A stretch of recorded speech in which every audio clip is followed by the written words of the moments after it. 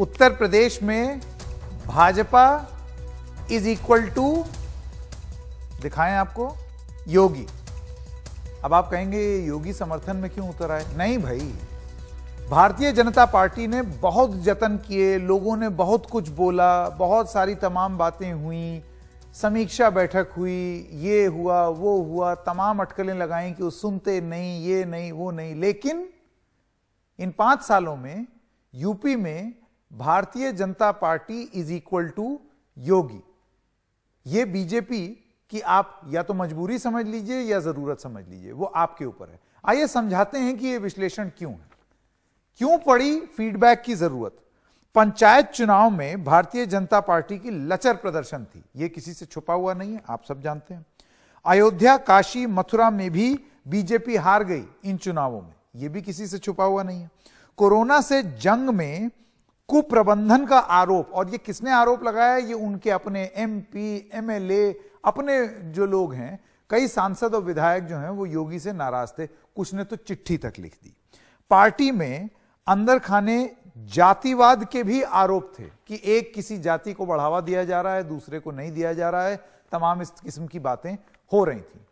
अब फीडबैक में क्या योगी पास हुए? देखिए, बीएल संतोष का एक बयान था, वो उन्होंने 2 दिन की समीक्षा बैठक की थी, पहले पार्टी के वर्कर्स के साथ, उसके बाद योगी आदित्यनाथ से भी मिले और लोगों से भी मिले। फिर उन्होंने बोला यूपी में कोरोना केस बहुत तेजी से घटे हैं, योगी जी ने बेहतरीन प्रबंधन किया है।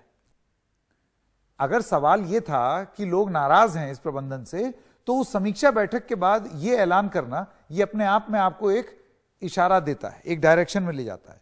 फिर संतोष साहब कहते हैं तीसरी लहर के मद्देनजर भी कदम उठाए, 12 साल तक के बच्चों के माता पिता को टीके लगेंगे, ये सब उनके बयान थे। अब योगी के पक्ष में क्या क्या चीजें हैं उत्तर प्रदेश में, वो आपको बता दें। यूपी में इनके टक्कर का कोई और चेहरा नहीं है भारतीय जनता पार्टी के पास। भाई, अगर आप मजबूरी में आके आनन फानन में इनको हटा भी दें, जैसे आपने उत्तराखंड में हटाया, तो फिर इनके बजाय आप लाएंगे किसे? क्योंकि इनको तो एक बहुत प्रभावी राष्ट्रीय चेहरे की तरह प्रस्तुत किया गया था। तो ये एक बात है। मोदी के बाद दूसरे नंबर के स्टार प्रचारक हैं, सिर्फ यूपी में ही नहीं और भी जगह जाते हैं भारतीय जनता पार्टी के लिए। तो अगर आप ऐसे स्टार प्रचारक को हटा देंगे तो सवाल आप पर उठेंगे कि भाई आपने ऐसा कैंडिडेट जो है वो उसको आपने इतना हाईलाइट क्यों किया? अपने ऊपर भ्रष्टाचार का दाग नहीं है इन पर, ये एक बहुत बड़ी बात है जो ये अपनी उपलब्धि में गिनाते हैं। कोरोना संकट में भारतीय जनता पार्टी में एक खेमे का मानना है कि ये भयंकर रूप से सक्रिय दिखे, हालांकि उन्होंने बयान किस किस्म के दिए वो अलग हैं। उनका यह कहना कि कोई शॉर्टेज नहीं है, जबकि शॉर्टेज थी, भारतीय जनता पार्टी के अपने लोग भी कह रहे थे। लेकिन बार बार मीटिंग करके अपने आप को दिखाना कि भाई हम उपलब्ध हैं, हम कार्रवाई कर रहे हैं, ये सब चीजें जो इनके पक्ष में हैं। इनके खिलाफ क्या जाता है? जो लोग इनकी मुखालफत करते हैं वो क्या बोल रहे हैं? ठाकुरवाद की राजनीति का आरोप इनके ऊपर लगा है कि भाई आप ठाकुर हैं तो इस वजह से आपने ठाकुरवाद फैलाया उत्तर प्रदेश में, ये एक आरोप है। दूसरा, बीजेपी विधायकों और नेताओं की सुनते ही नहीं, ये एक बहुत बड़ी बात थी जब वो समीक्षा बैठक हुई थी कि ये किसी की सुनते नहीं है। एक ब्यूरोक्रेट्स का एक ग्रुप है, एक अपना गुट है, बस उसी की सुनते हैं। आरएसएस की पृष्ठभूमि से नहीं है। देखिए, ये एक बहुत बड़ी बात है। योगी आदित्यनाथ जो हैं वो एक लिटरल सेंस में अगर आप देखें तो वो आरएसएस की पृष्ठभूमि से नहीं आते। वो तो 2017 में चेहरा भी नहीं थे, वो तो यूपी में चुनाव जीत गई बीजेपी तो इनको लाया गया, ये तो एमपी थे। निरंकुश नौकरशाही को बढ़ावा देने का भी इनके ऊपर आरोप है। तो ये सारी चीजें हैं जो कि योगी आदित्यनाथ पर बोली जाती हैं। लेकिन बीजेपी योगी को, बीजेपी का जो फिक्स है, बीजेपी की जो दिक्कत है वो अब ये हो गई है कि बीजेपी योगी को न तोड़ सकती है न मरोड़ सकती है, क्योंकि आपने उनको लार्जर देन लाइफ एक छवि दे दी, और ना छोड़ सकती है क्योंकि वो इतने बड़े हो गए हैं उत्तर प्रदेश में। अब आप चुनाव से ऐन पहले अगर उनको हटा देंगे तो फिर किरकिरी हो जाएगी। तो बीजेपी योगी को न तोड़ सकती है, न मरोड़ सकती है, न छोड़ सकती है। अब आप तय कीजिए कि यह भारतीय जनता पार्टी की जरूरत है या यह भारतीय जनता पार्टी की मजबूरी। मैं स्वागत करना चाहता हूं हमारे दो मेहमानों का। कर्नल दयाशंकर दुबे, नेता हैं भारतीय जनता पार्टी के, और डॉक्टर आशुतोष वर्मा, प्रवक्ता समाजवादी पार्टी के। कर्नल दुबे, सबसे पहले आपके पास आते हैं। ये जो बहुत बड़ी समीक्षा बैठक हुई, फीडबैक लिया गया, ये किसी से छुपा हुआ नहीं है कर्नल दुबे कि कुछ तो गड़बड़ था, घर में अंतर्कलह थी, दिक्कत थी, सांसद और विधायक कुछ कुछ चिट्ठी लिख रहे थे, नाराज थे, लेकिन 2 दिन की इस बम्पर समीक्षा बैठक के बाद भी नतीजा क्या आया? कुछ नहीं बदला।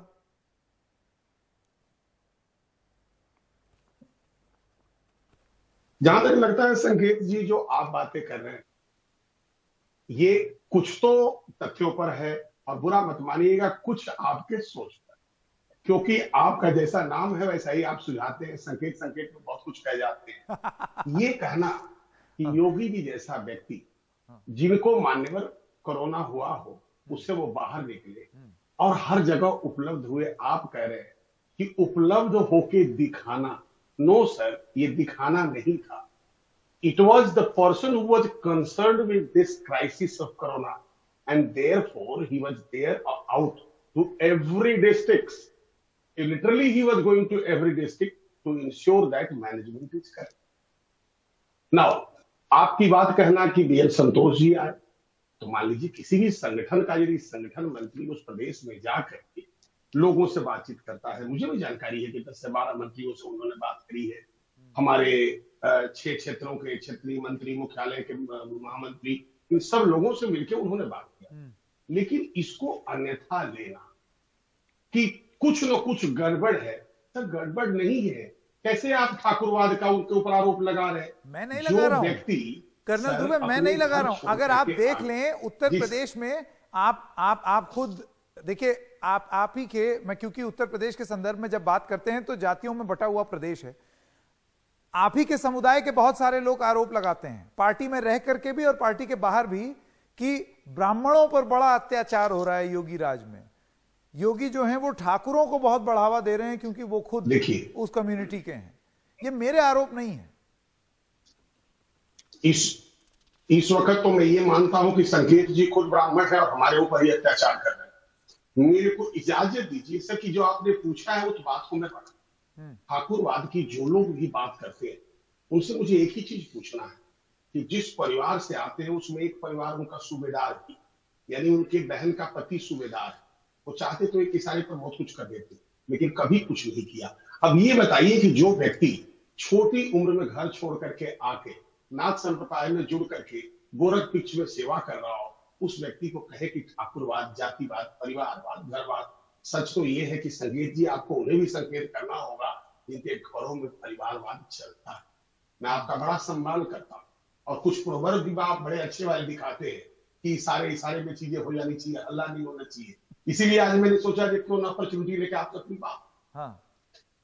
आई कैन एश्योर यू सर कि योगी जी उपलब्ध रहे, and he has done the crisis management, and you should also give a pat sometimes. I know Bhajpa प्रेम आपका है, आपके सिस्टम का प्रेम है, लेकिन कभी न कभी आपके तरफ से भी शाबाशी मिलनी चाहिए। नहीं, अरे हम कौन होते हैं दुबे जी? हम कर्नल दुबे, हम कौन है शाबाशी देने वाले? देखिए हम कौन है? हम तो सिर्फ सवाल पूछ सकते हैं। आपके उठाए, हमारा बस एक चीज कहना है, आसमान की बुलंदियां छूता है और आपके गिराए, इसीलिए आप चौथे स्तंभ में। नहीं साहब, हमारा काम है सवाल पूछना।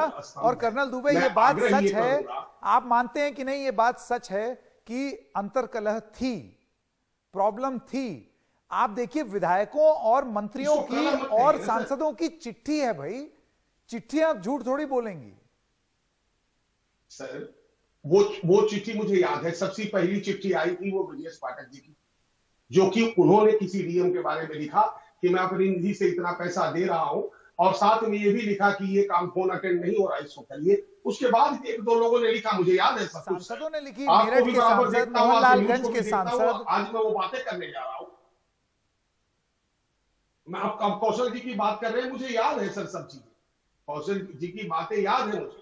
मैं ये नहीं कर रहा हूं जो लोगों ने लिखा नहीं है, मैं उस तरह का बात नहीं करता। लोगों ने लिखा है, लेकिन उसके ऊपर एक मुख्यमंत्री का ये दायित्व है कि वो संज्ञान ले, और हमारे यशस्वी मुख्यमंत्री ने उस पर संज्ञान लिया है, उस पर कार्रवाई करी है। सीधी सी आप बात बताइए सर, हाँ। पर सबसे पहले ऑक्सीजन मंगाने वाले हम ही लोग थे। हाँ। से, जहाज से, डीआरडीओ का हॉस्पिटल खोलने वाले, सब चीजें व्यवस्था आप ही के देखने कोई शॉर्टेज नहीं है, जबकि बहुत शॉर्टेज थी, ये बोलने वाले भी आप ही लोग थे। सर मैं एक सेकंड डॉक्टर वर्मा के पास जाना चाहता हूं। अच्छा, अब एक बात और करते हैं सर। कोरोना पर आपने बात किया, लेकिन थोड़ा सा बात आप इस पर करिए सर। हाँ। कि कोई भी संगठन अपनी मीटिंग करता है तो उसमें हम लोगों को तंग नहीं होना चाहिए, दुखी जैसा संगठन नहीं। हाँ, एक सेकंड, डॉक्टर वर्मा के पास मैं चले जाऊं। डॉक्टर वर्मा, आपने सुना कि कर्नल दुबे ने अपनी बात सामने रखी है। आपको लगता है कि भारतीय जनता पार्टी के लिए जिस तरीके से उत्तराखंड में, अब ये फेयर कंपैरिजन नहीं होगा, लेकिन फिर भी जिस तरीके से आप और मुख्यमंत्रियों को लेकर के जिस आजादी से फैसला ले सकते हैं, वैसा आप योगी आदित्यनाथ के साथ नहीं कर सकते। वो एक कॉमन मुख्यमंत्री नहीं है। जी संकेत जी, मुझे लगता है कि राम मंदिर, राम राज्य और राम भक्त की प्रॉपराइटरी वाली भारतीय जनता पार्टी की, उत्तर प्रदेश की भारतीय जनता पार्टी की जो राम भरोसे सरकार चल रही है, वो क्रैश हो गई है पूरी तरीके से। और भारतीय जनता पार्टी में दो फाड़ साफ दिखाई पड़ रहे हैं, भले ही दुबे जी ना माने। और आपने बिल्कुल सही कहा, ये उत्तराखंड से कंपेयर नहीं कर सकते, लेकिन अगर आप ध्यान दीजिए, आरएसएस जैसे संगठन के, जिसके खाने के दांत दूसरे होते हैं और दिखाने के दांत दूसरे होते हैं। आप याद कीजिए, उत्तराखंड में जिस दिन त्रिवेंद्र सिंह रावत हटाए गए थे, 3 दिन पहले ही आरएसएस के बड़े बड़े नेताओं ने उनकी जम के तारीफ की थी। एक दिन तो प्रधानमंत्री जी ने बड़ी अच्छी तारीफ की थी, और वो अचानक हटा दिए जाते हैं। तो ऑल इज नॉट वेल, मैंने पिछली बार भी कहा था, और प्रॉब्लम बहुत बड़ी है। अब ये दो फाड़ किसको सेटिस्फाई करेंगे? देखिए, उत्तर प्रदेश की जनता ने तो मन पहले ही बनाया है, और पंचायत चुनाव ने हर जगह से बता दिया है। हम लोगों के सूत्रों के अनुसार लगभग 250 से ज्यादा ऐसे विधायक हैं जो विरोध में बोल चुके हैं, इनके खिलाफ चिट्ठी लिख चुके हैं। नहीं, लेकिन ऐसा है डॉक्टर वर्मा, मैं ये कह रहा हूं कि वो विरोध में भले ही लिख चुके हों, लेकिन क्या वो विरोध इस तरीके का तेवर ले लेगा कि वो जमीन में बगावती सुर दिखाएगा? इन दोनों में फर्क है ना।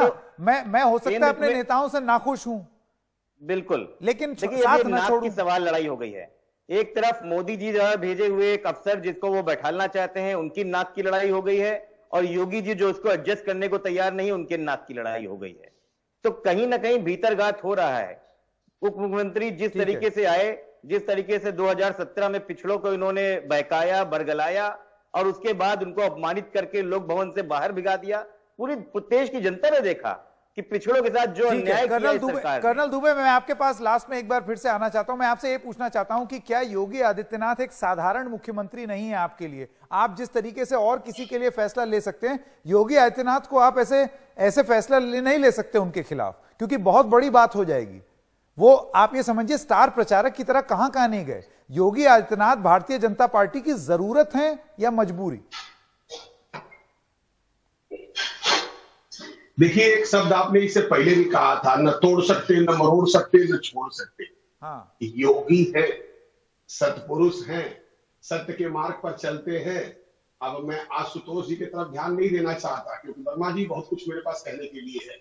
ये पार्टी ऐसी है कि वो कोई कालखंड, जब ये 95 से, सर आपको तो याद होगा संकेत जी, ये सांसद लगातार है। बहुत बड़े पद की लालसा होती तो अपना घर क्यों छोड़। और दूसरी बात, मुख्यमंत्री को बनाया गया, क्यों तोड़े, क्यों मरोड़े और क्यों छोड़े? जिसमें सबका साथ, सबका विकास जो हमारा मिशन है, यदि वो साकार होता नजर आ रहा है। और संकेत जी, एक बात और, जिस कोरोना पर आप कुछ कह रहे हैं, ये वही व्यक्ति है जिन्होंने सबसे पहले ये अनाउंस किया कि जो बच्चे किसी तरह से अनाथ हो गए इस कोरोना में, हम उनको गोद लेंगे, और वो कार्रवाई हो रही है। ये पहले प्रदेश के पहले मुख्यमंत्री हैं जिनकी प्रशंसा WHO में हो रही है, जिनकी प्रशंसा आज प्रदेशवासी नहीं, जिनकी आलोचना भी अंतर्राष्ट्रीय स्तर पर हो रही है। ये एक WHO वाली बात आप जरूर गिनाते हैं कर्नल दुबे, लेकिन आलोचना भी बहुत ही अंतर्राष्ट्रीय स्तर पर हो रही है। मुख्यमंत्री बने थे, इनको लोगों ने नहीं चुना है, यदि जबरदस्ती बैठे। संकेत जी के डिबेट का ये नियम है कि बीच में कोई नहीं बोलता, लेकिन अब क्या करें वर्मा जी, आपकी मजबूरी है। देखिए, हमारे यहां से तो आप योगी जी को हटाने की बड़ी दिक्कत है आपको, लेकिन अब संकेत जी का आदेश है कि बीच में नहीं बोलना।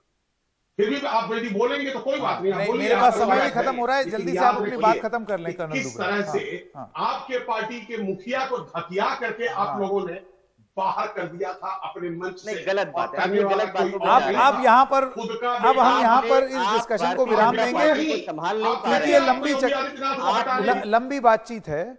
योगी आदित्यनाथ से नाखुश जरूर हों कुछ लोग, लेकिन क्या भारतीय जनता पार्टी जिस तैयारी से और तन्मयता से बड़े बड़े फैसले ले सकती है, वो उत्तर प्रदेश में योगी आदित्यनाथ के खिलाफ नहीं ले सकते? क्योंकि एक बार फिर से वो ग्राफिक आपको दिखाते हैं। बीजेपी योगी को न तोड़ सकती है, न मरोड़ सकती है, न तोड़ सकती है, न मरोड़ सकती है, न छोड़ सकती है। अब आप तय कीजिए जाते जाते कि वो जरूरत है या मजबूरी बन गए हैं भारतीय जनता पार्टी के लिए। एक छोटे से ब्रेक के लिए रुक रहे हैं, अभी हाजिर होते हैं। और उत्तर प्रदेश के इटावा में भी वैक्सीन से बचने के लिए लोग तरह तरह की तरकीबें अपना रहे हैं। वैक्सीन लगवाने से बचने के लिए इस बुजुर्ग महिला ने ड्रम के पीछे सहारा लिया, वहां जाके छिप गई। यह घटना मंगलवार की है। स्थानीय विधायक और स्वास्थ्यकर्मी यहां वैक्सीन लगवाने को लेकर जागरूकता अभियान चला रहे थे। यूपी में अब तक सिर्फ 35 लाख लोगों को ही वैक्सीन की दोनों डोज लगी। एक मिनट, हम डॉक्टर आपके इंजेक्शन नहीं लगा रहे हैं, बाहर चलो मिलो तो आपको क्या बता रही है सुनो तो कम से कम। अम्मा डरो बात करने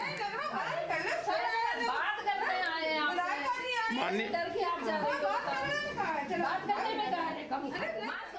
अब कितना जरूरी है, फर्ज है हम सबका कि जिस तरीके से अम्मा जी को डर लग रहा है कि वो ड्रम के पीछे जाके छुप रही हैं, सब लोग मिल करके कम से कम उन जैसी कई अम्माओं को ये बताएं कि वैक्सीन से नुकसान नहीं होगा, फायदा ही होगा।